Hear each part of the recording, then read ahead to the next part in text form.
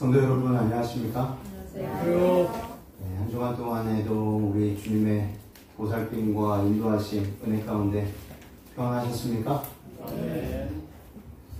오늘도 주님께서 주시는 놀라운 은혜, 우리를 인도하시는 그 귀한 섭리 그 가운데서 참 기쁨, 화평, 평안을 누리게 되시기를 주님의 이름으로 기도드립니다. 아멘.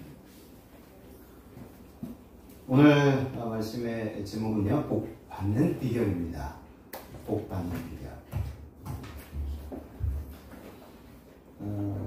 예레미야 애가의 우리 인생이 근심하고 걱정하는 것이 하나님의 본심이 아니라고 말씀하시잖아요. 걱정하고 근심하고 두려워하고 염려하는 것이 하나님의 본심이 아니십니다. 때때로 우리는 우리를 하나님께로부터 떨어뜨리기 위해서 또는 하나님에게 가지 못하게 하기 위해서 끊임없이 방해하고 괴롭히는 존재가 있습니다. 선악의 대쟁투 속에서 그 존재를 우리는 악이라고 표현하죠. 그 악을 이 땅에 가져오게 한 존재, 아이러니하게도 하나님께서 만드신 천사였었지요. 천사장이었던 루스벨로 인해서 이 땅에 악이 들어오게 되었습니다. 처음에는 그게 악인지 잘 모르고 아담과 하와가 속아 넘어갔습니다. 속임을 받았습니다. 그래서 우리는 굉장히 억울한 존재들입니다. 태어날 때부터 죽음을 향하여, 우리가 원치 않는 죽음을 향하여 100m 달리기 시작할 때 그 선 앞에서 쪼그려 앉아있는 것과 같은 것이 우리 인생입니다. 그렇죠? 태어날 때부터 딱 태어나는 순간 시간은 멈추지 않고 돌아갑니다. 가장 연세가 많으신 우리 이덕자 집사님께서 오늘 설이 아니죠. 추석 때문에 서울에 가셨어요. 90년 동안 여쭤보면 90년 동안 어떻게 90년을 생각하시면 번개같이 지나갔습니까? 아니면 어떻게 그냥 훅 지나갔습니까? 어떻게 지나갔습니까? 이렇게 질문 드리면 대부분 물론 우리 이덕자 집사님뿐만 아니라 하동예 집사님도 그렇고 박사님 집사님도 그렇고 어떻게 표현하시겠어요? 집사님 어떻게 표현하시겠어요? 순식간에 눈 깜빡할 사이에 1초도 안 걸립니다. 아직 어린 저는 좀 더 살아야 그게 실감이 될 것 같아요. 요즘 많이 실감하고 있어요. 하루가 엄청 빨리 지나가고 일주일이 엄청 빨리 지나가는 것을 많이 실감하고 있습니다. 10대 때 생각해보면 왜 빨리 시간이 안 가나라고 했었거든요. 20대에도 이제는 조금 천천히 갔으면 좋겠다. 30대 되니까 그 느낌이 이제 가면서 40대 접어들면서 어른들의 말씀하시는 것들이 조금씩은 경험하게 되는 것입니다. 그리고 내일이면 이제 50이 되는 시점에 있으면서 실감을 하게 되는 겁니다. 어머니, 아버지가 말씀하시는 것들이 우리 어르신들이 눈 깜짝할 사이에 90년이 지나갔다라고 말씀하신 것들이 조금씩 실감하게 됩니다. 마찬가지로 인생은 태어날 때부터 죽음을 향하여 100m 달리기 하는 것과 같다. 너무 더덥고 허무하고 억울하지 않습니까? 사실 우리가 태어나고 싶어서 태어났네요. 내가 태어나고 싶어서 태어났다. 계획하고 100년 전부터 엄마 아빠 계획했다. 네, 김민택 장로님, 박규자 집사님 계획해서 우리 예은이가 나왔다. 이렇게 얘기할 수 있나요? 우리가 계획해서 김영숙, 저 김학재 100년 전부터 물론 하나님께서는 아셨겠지만 저희가 그것을 다 알고서 우리 아이들 희애, 예진, 승기, 혜성이를 그렇게 했을까요? 아니죠. 저도 저희 어머니, 아버지 태어나 보니까 우리 엄마가 누군지, 우리 아빠가 누군지를 알게 된 거잖아요. 태어나기 전부터 우리 아버지는 경주 김가에 시자 경자 쓰시는 분이시다. 전주 이가에 부자 자자 쓰시는 분이시다. 이렇게 알고 태어났을까요? 아닙니다.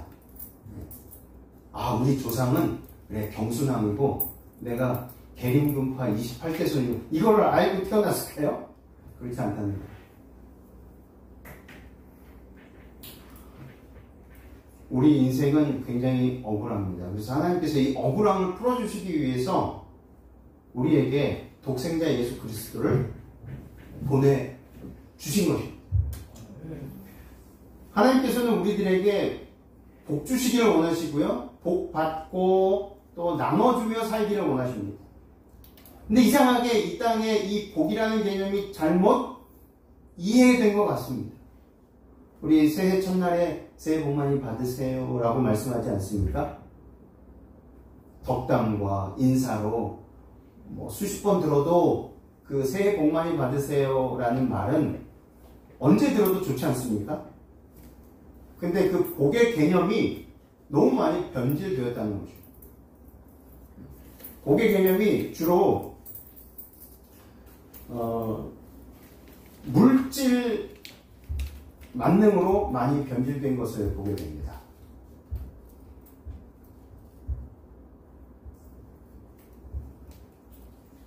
그런데 한자의 이 복은요,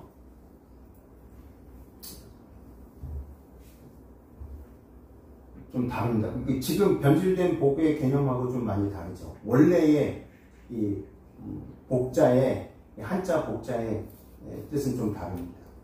그래서 성인들은 이 복자를 풀이하기를 보일 시자 그리고 한일자, 입구자, 받전자를 합해서 복자가 이루어졌다 라고 해석을 합니다. 그 뜻을 풀어보면요, 한 사람이 먹고 살만한 밥되기 하나 성실히 경작하여 호구지책으로 삼으면 그것으로 만족해라.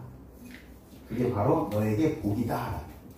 그래서 한자의 이 복자가 바로 어찌 보면 나에게 주어진 작은 것 하나에 만족하고 기뻐하고 감사하면서 살아라. 그 뜻이라는 거예요. 다시 보니까 그런 것 같습니까? 그런 것 같으세요?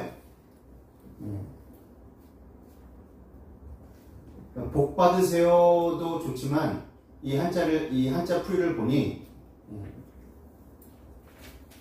복을 어떻게 해야 될까요?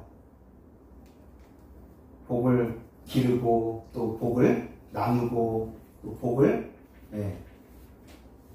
모든 사람들과 함께 만족해야 하는, 내게 주어진 것에 만족해야 하는 그것으로 풀이할 수 있겠습니다.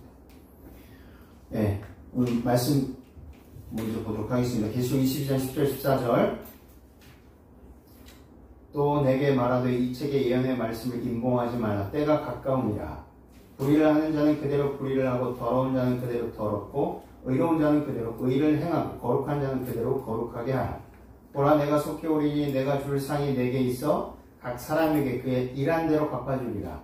나는 알파와 오메가요, 처음과 나중이요, 시작과 끝이라.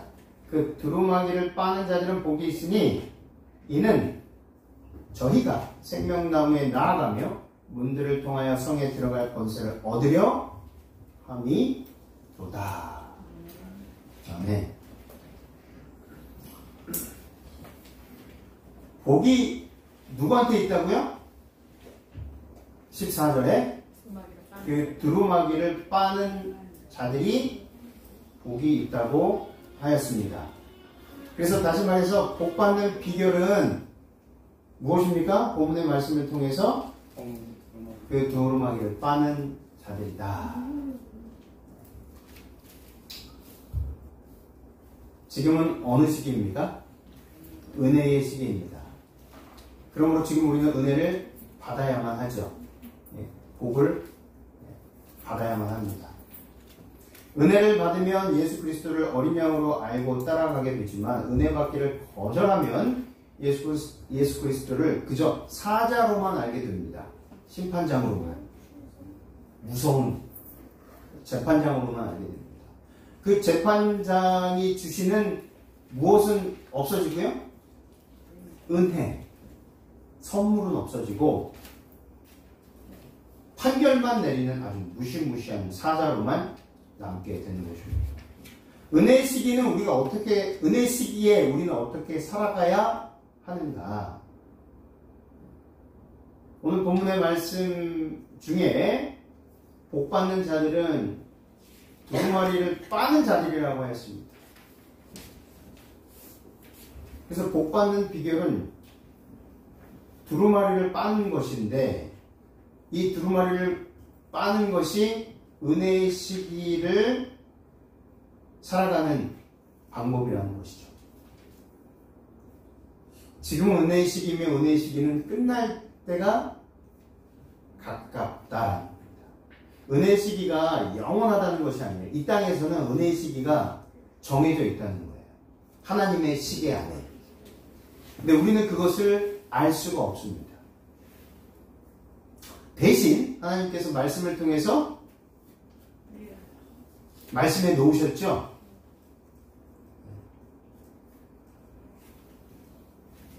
준비할 수 있도록, 경계할 수 있도록, 대비할 수 있도록 다 마련해 놓으셨습니다. 본문 서두에 10절 11절에 내게 말하되 이 책의 예언의 말씀 임봉하지 말라. 때가 가까우니라. 불의를 하는 자는 그대로 불의를 하고 더러운 자는 그대로 더럽고 의로운 자는 그대로 의를 행하고 거룩한 자는 그대로 거룩하게 하라. 때가 가깝다라고 하셨습니다. 무슨 때가 가깝다는 말씀이 있죠? 11절을 통해서 그때가 무슨 때인지를 알 수가 있습니다. 가장 많이 반복된 단어는요, 그대로입니다. 그대로. 사람들의 상태가 고정되었다는 것입니다. 더 이상 변하지 않는다. 변할 수도 없다. 그런데 은혜의 시기인 지금은, 아직 끝나지 않은 은혜의 시기인 지금은 변할 수 있다는 겁니다. 근데 이 말씀은요, 은혜의 시기가 끝난 다음의 말씀입니다. 그래서 그대로. 그래서 계속해서 반복되는 것이 그대로. 선한 사람은 선한 대로, 악한 자는 악한 대로. 왜냐하면 은혜 시기가 끝났기 때문에 그동안 어떻게 살아왔느냐에 따라서 그 사람의 모습이 평가가 되는 것입니다. 더 이상 변하지 않습니다. 선하게 변화되지도 않고 악하게 변질되지도 않습니다. 상태가 고정되었다는 말은 운명이 결정된 것을 말하고 있는 것입니다. 은혜 시기가 끝난 다음에 사람들의 상태를 설명하고 있는 것입니다. 그때에는 더 이상 변화가 없는 상태, 그대로가 사람들의 특징이 될 것입니다. 이때가 언제라고요? 은혜의 시기가 마칠 때. 그래서 우리들은요, 은혜의 시기가 끝나면 사람들의 변화는 없다는 것, 개선의 여지가 없다는 것, 개선할 기미가 없다는 것, 희망이 더 이상 없다는 것입니다. 그래서 그대로의 상태가 지속된다는 것은 참으로 두려운 일이다.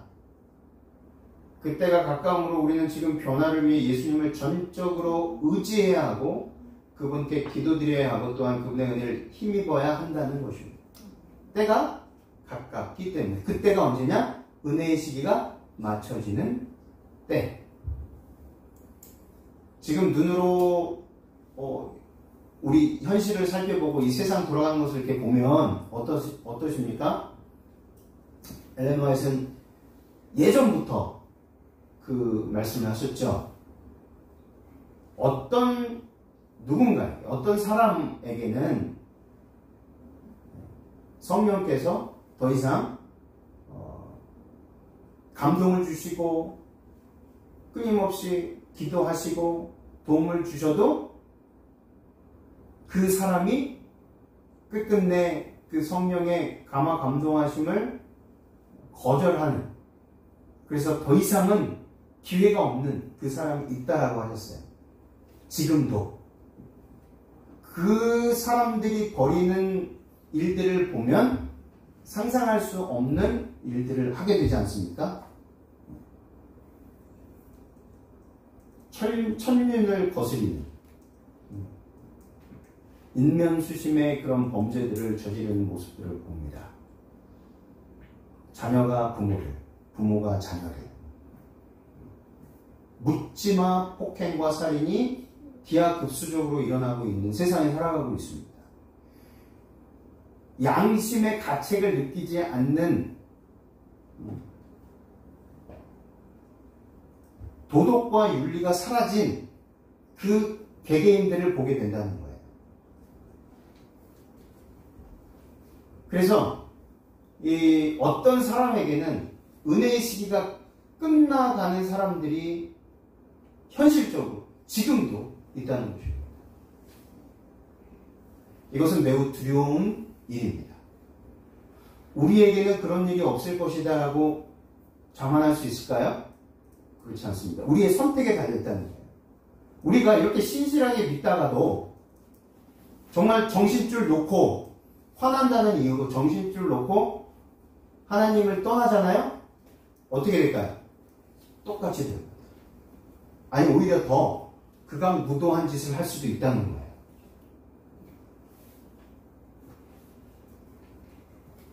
며칠 전에 너무 화난 일이 있었어요. 정말. 그래서 운전을 하면서 막 기도를 했죠. 기도를 하는데 그날 그 예진이를 데리러 이렇게 가고 있는데 제 차선을 잘 가고 있었습니다. 옆에서 슬그머니 이렇게 들어오는 거예요. 제가 인지하지 못했으면 부딪혔을 거예요. 순간 인지해서 제가 이제 급브레이크를 밟고 이렇게 크락션을 이렇게 눌렀습니다. 조심하라고. 근데 그냥 그 순간에 이 순간 몇 초 동안 0.1초 동안 이성이 마비된 듯한 느낌. 화가 나 있는 상태에 기도하고 있는 상태에 그런 일을 딱 경험을 하니까 달려가서 세워놓고, 요즘 보면은 그 한문철 변호사 그 동영상 많이 보시죠? 별의별 일이 많잖아요. 운전하면서 사람이 평상시에는 괜찮은데 운전대만 잡으면 뭐가 된다고 해요? 사람이 아니라 이제 동물이 됩니다.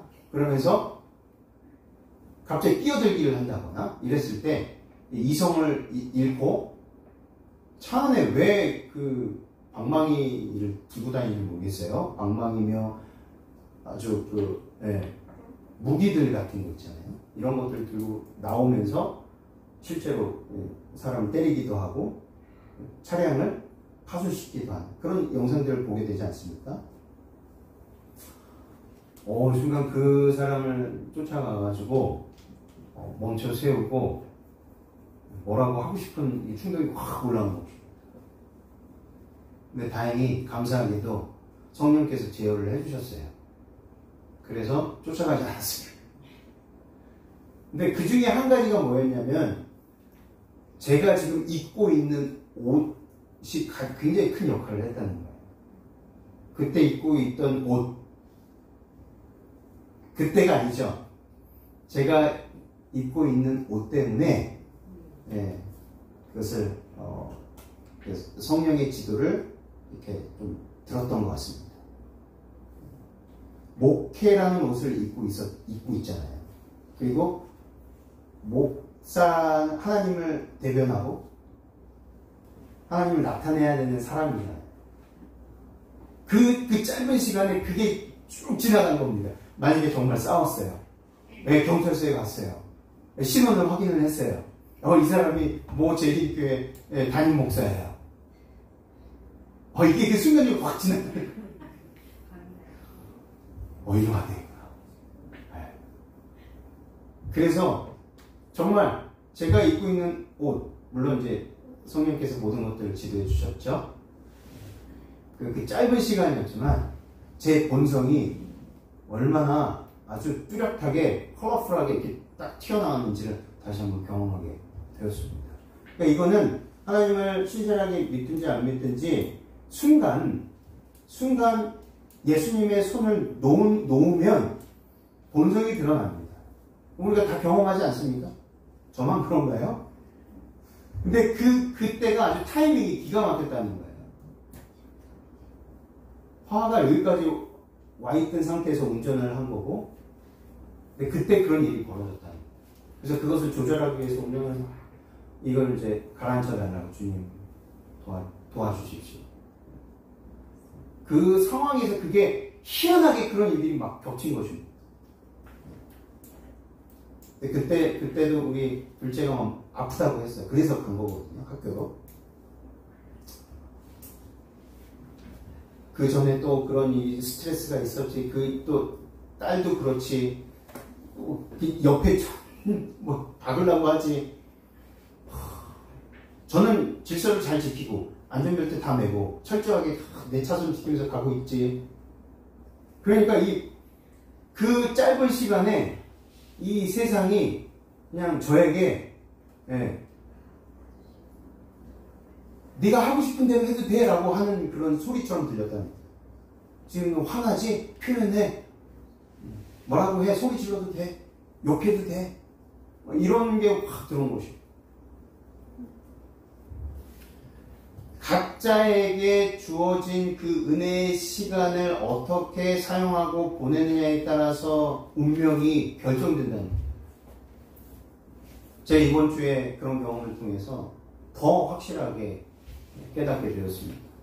그대로의 상태가 지속된다는 것은요, 참으로 두려운 일입니다.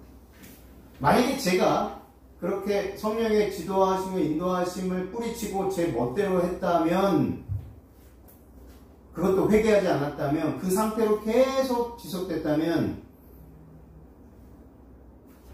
조만간에 옷을 벗고 다른 일을 찾게 되겠죠. 그리고 예전에 예수님을 만나기 전 그 상태로 돌아가지 않을까라는 생각을 해보게 됩니다. 주님의 붙드심, 인도하심, 우리를 위해서 한숨도 졸지도 주무시지도 않으시면서 우리 각자 그 모든 것 하나하나 챙기시고 보살피시고 어떻게 하면 그 유혹과 시험으로부터 이길 수 있을까 연구하시고 그 모든 것들을 다 마련해 주시는 하나님께 감사하게 되시기를 바랍니다. 부족함 없이, 그것도 부족함 없이 우리가 시편 20 여호와는 나의 목자시니 내가 부족함이 없다. 그것으로 족하다. 여호와 하나님이 나의 목자이신 것으로 족하고 만족하고 감사합니다. 그것이 이 은혜의 시기 마지막 때에 살아가고 있는 우리 모두에게 힘의 원동력이 될 것입니다. 지금 하늘 성소에서 주님께서 주님의 일을 끝내실 때 은혜의 시기가 끝난다는 것을 우리들은 잘 알고 있습니다. 계시록 22장 10절 12절 화이트는 이렇게 주석합니다. 우리의 중보자로 서 계신 분, 모든 회개의 기도와 자복을 들으시는 분, 그의 머리에 둘리어 있는 은혜와 사랑의 상징인 무지개로 표상된 그분은 하늘 성소에서 그의 일을 곧 끝내실 것이다. 그때에는 그의 보좌에서 은혜와 자비가 내려지고 그 자리를 공의가 대신할 것이다. 은혜와 자비가 끝나고 그의 자리를 공의가 대신할 것이다. 은혜의 시기의 끝은 아무도 예상치 못합니다.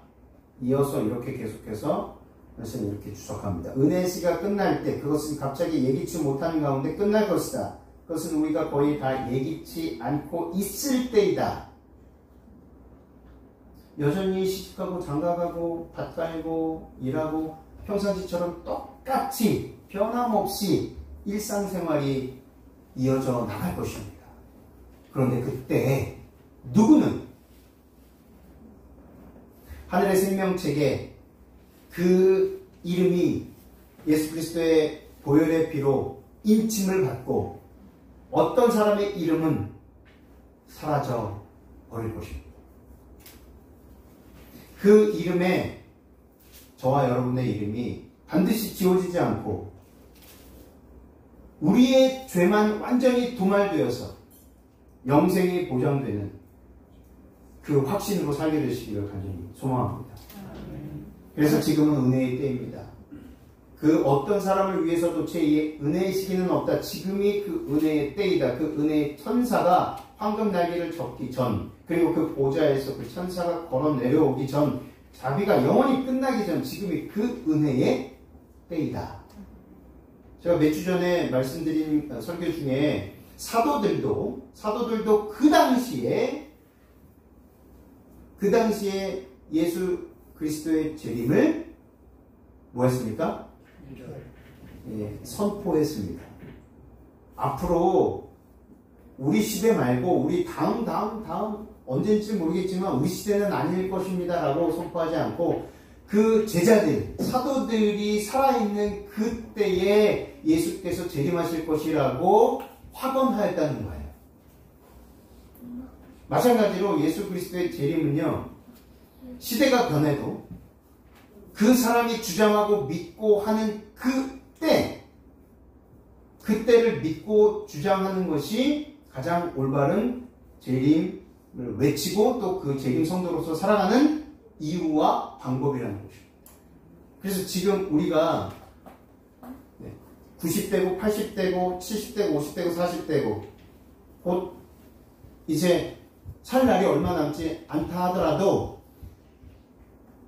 주님, 제가 죽기 전에 오시옵소서. 이것이 재림 성도로서 마땅히 갖춰야 될 자세라는 것입니다. 제가 돌아가고 난 후에, 제가 죽고 난 후에 우리 손자, 손녀가 어느 정도 좀 공부 다 하고, 유학도 갔다 오고, 이왕이면 하버드에 좀 캠브리지나 이런 데 좀 들어갔으면 좋겠고, 미국 뭐 주립대 이런 데 들어갔으면 좋겠고, 좀 사회에서 명망이 좀 있고 출세를 한 다음에 오시면 안 되겠습니까? 혹시 그런 마음 요만큼이라도 있으신 분은 지금 당장 버리게 되시길 바랍니다. 심심치 않게 그런 모습들을 보잖아요. 이왕이면 다홍심하라고, 이왕이면 우리 아이가 의대에 들어가고 의대 잘 졸업해서 병원 하나 딱 차리고 나서 좀 그때 되면은 뭐 해외 선교지에 좀 도움도 주고 이럴 때 오시면 좋을 것 같습니다. 우리가 시기를 정하죠. 이럴 때 오셨으면 좋겠어요. 그래서 그런 복음 성가도 나오지 않았습니까? 죄송해요. 갈 수 없어. 잔치에 갈 수 없는데 뭐 때문에 못 간다고요? 소도 사야 하고, 장가 가야 하고, 어떤 사람은 장에 가야 하고, 장 가야 하고, 5일장에 가야 된답니다. 장가 가야 하고, 시집도 가야 하고, 결혼도 해야 되고, 이왕이면 인생 한 번뿐인데 홀로 살 수는 없지 않습니까? 자식도 낳아보고 길러보고, 왼수이긴 하지만 이렇게 생각을 하는 것 자체가 너무 멀리, 재림 신앙하고 너무 멀리 가치관이 바뀌어 있다는 것입니다. 그래서 주위에서 혹시 그런 말들을 하고요, 그런 생각, 그런 개념, 그런 사상들을 조금이라도, 그런 뉘앙스라도 있다면 반드시 저와 여러분이 가지고 있는 재림 신앙을 올곧게 설명해 주시기 바랍니다. 집사님, 제가 말씀을 보고 기도하면서 이런 말씀을 보게 됐어요. 우리의 재림신앙은요, 지금입니다. 은혜의 시기가 내일 맞춰질 수도 있습니다. 그러니 오늘, 지금, 이 시간 가장 소중하게 여기고, 곧 예수님이 오실 거라는 생각을 가지고 지금 이 시간을 최선을 다해서 섬기고, 사랑하고, 배려하고, 나누어 주며 살아야 한다라고 저는 배웠습니다. 집사님, 우리 그렇게 같이 살지 않겠습니까? 그 집사님이 어떤 반응이 나오더라도 상관하지 마시고 우리가 경험한 그 신앙 경험을 나눠주게 되시기를 바랍니다. 그럴 때 그분도 감동을 받으실 거라고 믿습니다. 부조화서기자 357조 최후의 보상의 큰 날에 죽은 사람들이 자기 행위를 따라 책들에 기록된 대로 심판을 받을 것이다. 그때 그리스도의 속죄의 공로로 말미암아 회개한 모든 사람의 죄가 하늘책에서 도말된다. 이와 같이 하여 성소는 죄의 기록에서 해방 혹은 정결케 되는 것이다. 모형에 있어서 이 속죄의 대사 곧 죄를 도말하는 일은 대속죄일의 봉사 곧 속죄 제물의 피의 공로로 말미암아 성소를 더럽혀 왔었던 죄를 제거함으로써 성취된 성소의 정결로 예표되었다. 최후의 속죄 때에 진심으로 회개한 자의 죄가 하늘의 기록에서 도말되고 다시 기억되거나 마음에 떠오르지 않게 되어 있는 것과 같이 그 상징에 있어서도 죄는 회중으로부터 영원히 분리되어 광야로 옮겨지게 되었던 것이다. 지금 이 사업을 예수님께서 하늘 지성소에서 하고 계심을 우리는 저번 시간에도 배우지 않았습니까? 은혜의 시기에 해야 할 가장 중요한 일 가운데 하나는 하나님의 은혜를 입어 회개하고 용서받았다는 확신을 갖는 것입니다. 예수님께서는 우리가 회개한 죄에 대하여만 도말할 수 있기 때문입니다. 그래서 기도하실 때 특히 잠들기 전에 침대에 들어가기 전에 침소에 들기 전에 오늘 하루 부지 중에 혹은 내가 무의식 중에 실수로 저질렀던 모든 죄들을 기억나게 하여 주시고 그 죄들이 진심으로 용서받았다는 확신을 갖게 해 주시옵소서. 그렇지 않으면 제가 잠들지 못하겠나이다. 그 기도가 저와 여러분의 기도가 되어야 한다는 것입니다. 도말된 죄는 더 이상 마음에 떠오르지 않게 됩니다. 이것이 다음에 이어질 야곱의 환란에 들어갈 수 있는 자격이라는 것입니다. 은혜의 시기에 철저히 회개함으로 용서를 받은 사람만이 야곱의 환란에 들어가고 재림을 맞이할 수 있습니다. 그러므로 지금 우리는 회개할 것 없는 회개, 날이 갈수록 더 깊은 회개, 철저한 회개를 해야 할 때입니다. 예수님께 가까이 가면 갈수록 우리가 더욱 죄인인 것을 알게 되므로 날마다 더 깊은 회개를 경험하게 되고 마침내 회개할 것 없는 회개에 이르게 될 것입니다. 이 일이 지금 우리에게 이루어져야만 한다는 것입니다.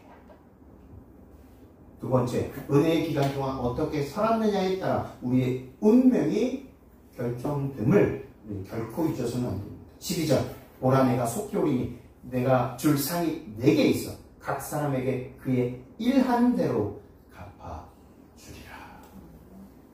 12절, 은혜의 시기가 끝난 후에 예수 그리스도께서 속히 재림하십니다. 이 속히 오신다는 말씀은 은혜의 시기의 끝과 재림 사이에는 극히 짧은 시간이 있음을 의미합니다. 다시 말하면 은혜의 시기 끝과 재림 사이에는 매우 짧은 시간이 있다는 것입니다. 이 짧은 시간에 어떠한 일이 벌어지는가? 무슨 사건입니까? 은혜의 시기, 은혜의 시간의 끝과 재림 사이에 중요한 한 사건이 있습니다. 무슨 사건입니까? 바로 야곱의 환란. 이 야곱의 환란은 매우 짧은 기간 동안에 진행되는 것을 가리키고 있습니다.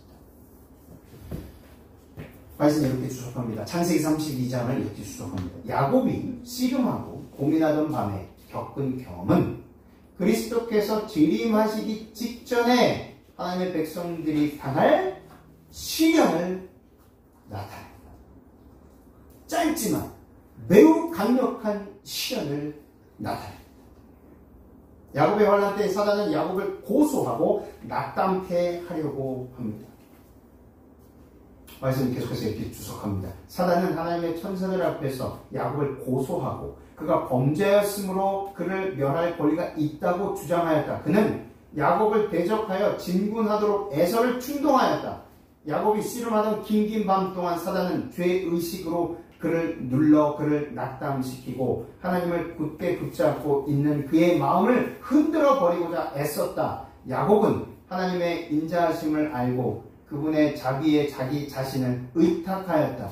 그는 자기가 죄를 회개한 것을 지적하고 해방시켜 주시기를 탐험하였다. 자기의 생애를 되돌아볼 때에 그는 거의 절망 상태에 빠졌다. 그러나 그는 천사를 굳게 붙들고 절실한 범민의 부르짖음으로 승리를 얻을 때까지 간청하였다. 그 실험하던 분, 천사인 줄 알았더니 알고 봤더니 예수님이었습니다. 끝까지 환도뼈가 부러지는 그 고통 속에서도 그는 끝까지 나에게 축복하지 아니하시며 그 복이 무엇이었습니까? 그 복이 구원받았다는 확신의 복, 용서받았다는 확신의 복이었다는 것입니다. 그 확신이 없는 한 그는 마음 가운데 그 불안함, 자기 죄에 대한 불안함입니다. 형 에서가 자기를 충동하여서 자기와 자기 식솔들을 죽이려고 하는 그 두려움이 아니라 어떤 두려움이요? 자기 죄가 용서받지 못했다라는 두려움이었습니다. 자기 죄가 용서받지 못했다. 마찬가지로 야곱의 환난은 짧은 시기일 테지만 사단은 끊임없이 우리의 태어났을 때부터 그때까지 지었던 모든 죄들을 다시 한번 보여줍니다. 그러면서 봐라, 네가 과연 구원받을 자격이 있는 사람인가? 너는 구원받지 못할 것이다 라고 주장합니다. 그러나 예수님께서 뭐라고 말씀하십니까? 보아라, 그동안 내 아들이, 내 딸이 무릎 꿇고 얼마나 눈물로 자기 죄를 회개하고 용서받기를 간구하고 실제로 그 죄를 이기기 위하여 얼마나 성령의 그 능력을 붙들고 그렇게 순종하고 살아왔는지, 내가 그 한 영을 위하여 생명을 바쳐 내 피를 대신하여 그를 살렸는지 보아라. 당신의 못자국난 손과 옆구리를 보여주시며 죄인인 우리를 대신하여 우리가 죄를 도말하셨다는 것을 사단에게 보여주십니다. 그래서 우리는 능히 그 야곱의 환난을 이길 수 있습니까? 없습니까? 이길 수 있습니다. 근데 그 이길 수 있는 힘이 어디서 왔다고요? 은혜의 시간 동안 어떻게 살았느냐에 따라서 그때까지 막 살고 야곱의 환난에 견딜 수 있는 사람이 있을까요? 없을까요? 없습니다. 단 한 사람도 없습니다.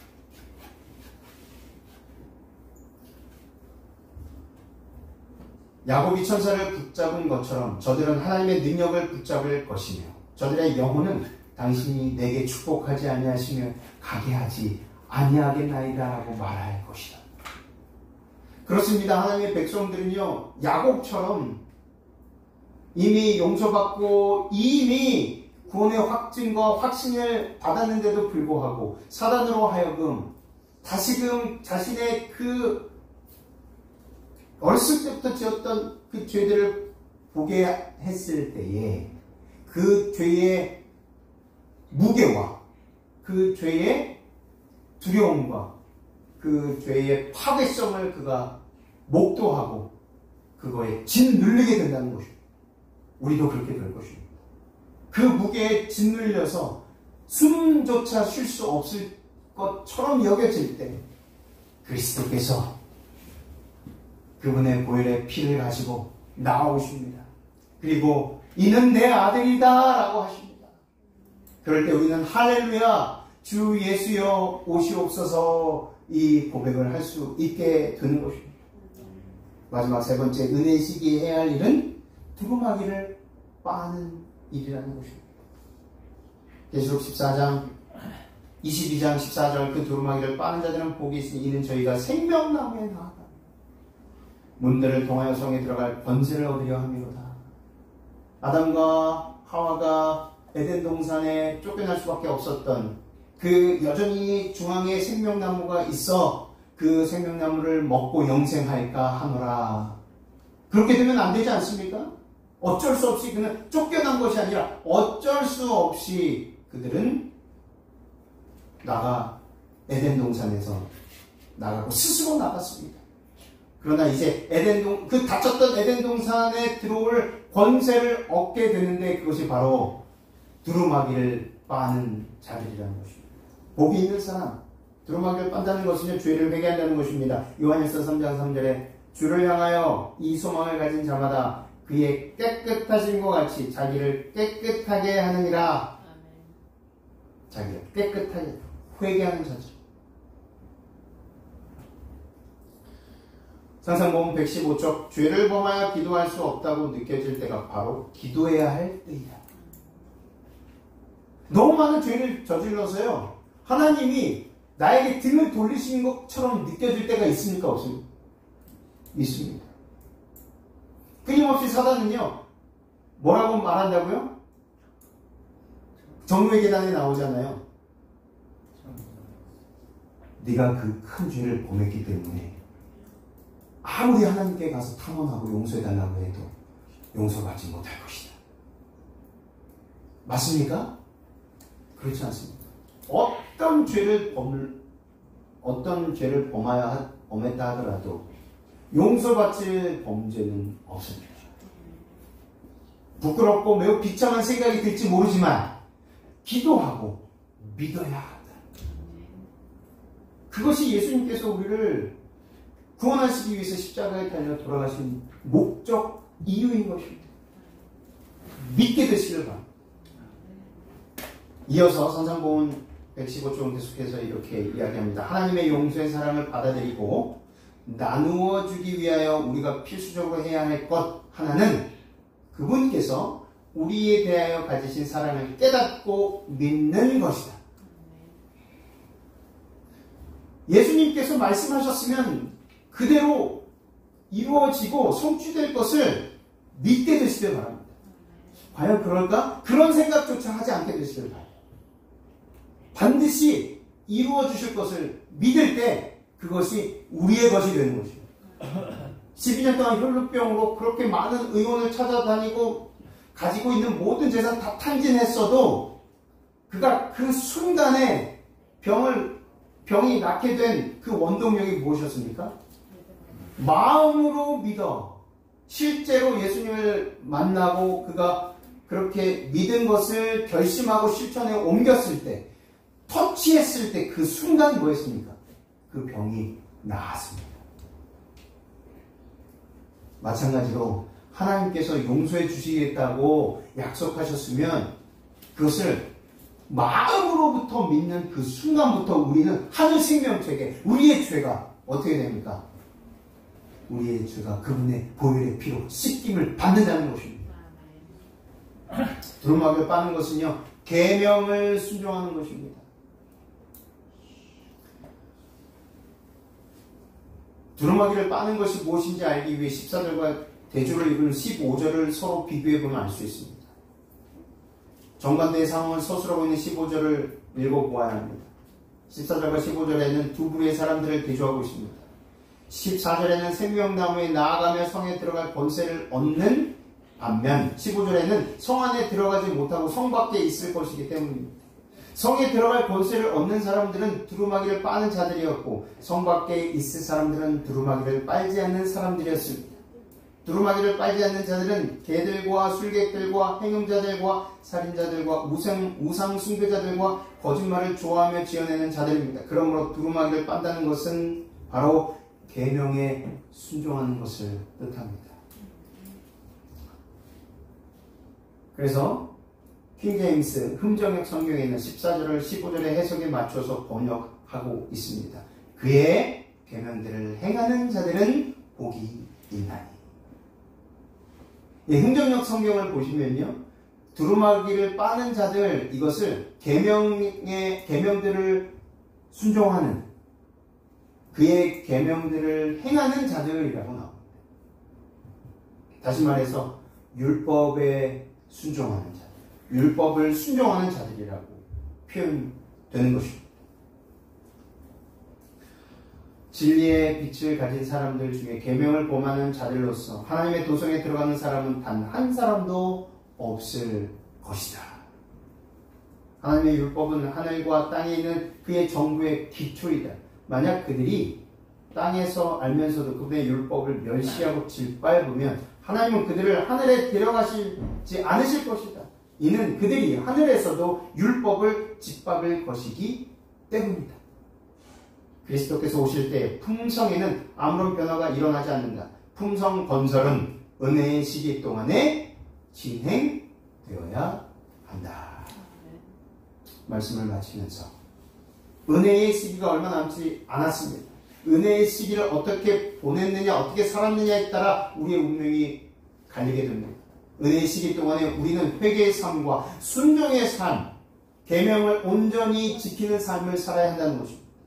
이 두 가지는 하나님의 은혜를 입을 때에만 가능하죠. 우리 스스로 할 수 없습니다. 하나님의 은혜를 입을 때만 가능합니다.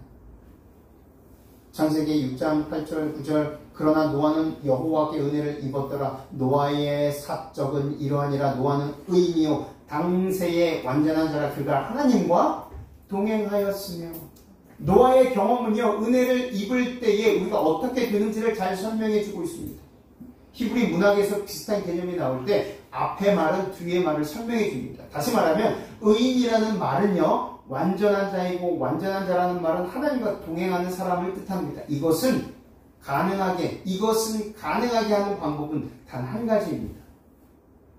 노아는 여호와께 은혜를 입었다. 저와 여러분 모두는 노아에게 은혜를 입혀주신 것처럼 은혜를 입고 은혜를 받고 살아가는 사람입니다. 예수님의 사랑 때문에 회개할 수 있고 예수님의 사랑 때문에 순종할 수 있게 되는 것입니다. 이 모든 것은 다 주님의 은혜로 이루어지는 것들입니다. 그러므로 빌립보서 1장 6절에 너희 안에 착한 일을 시작하신 이, 착한 일을 우리가 만든 것이 아니라 착한 일을 시작할 수 있게 만든 이 바로 예수 그리스도, 끝마치실 분도 바로 예수 그리스도이심을 결코 잊지 않게 되시기를 간절히 소망합니다. 나는 알파와 오메가요 처음과 마지막이요 시작과 마침이라. 이것이 우리의 경험이 될 때 우리는 계시록 20장 13절을 이해하게 되는 것입니다.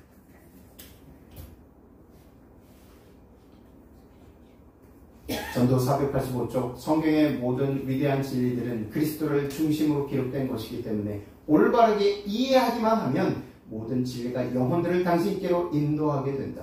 그리스도를 알파와 오메가요 구속의 경륜의 처음과 나중에 되시는 분으로 증거해야 한다.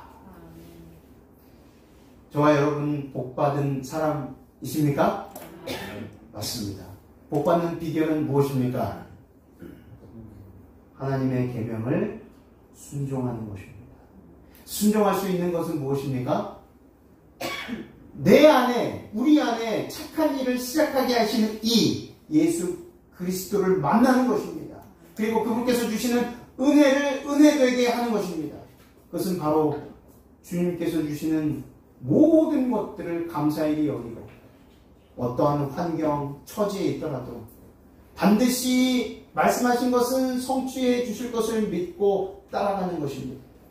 믿고 따라갈 때 그것이 복받는 비결임을 잊지 않게 되시기를 바랍니다.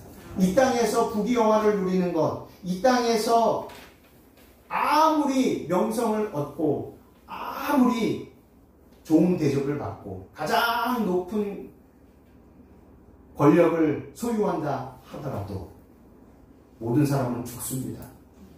그리고 모든 것은 다 죽기 전에 내려놓고 다 가져가지 못하고 죽습니다. 어떤 인생을 살아가시겠습니까? 진정으로 하나님께서 말씀하신 은혜의 선물을 받는 하나님의 복을 받는 사람으로 살게 되시기를 간절히 소망합니다. 그래서 새해 복 많이 받으세요. 하나님의 복 받으세요. 하나님의 복은 바로 하나님의 은혜를 받고 나누는 일 늘 실천하며 살게 되시기를 간절히 소망하며 말씀을 마치겠습니다.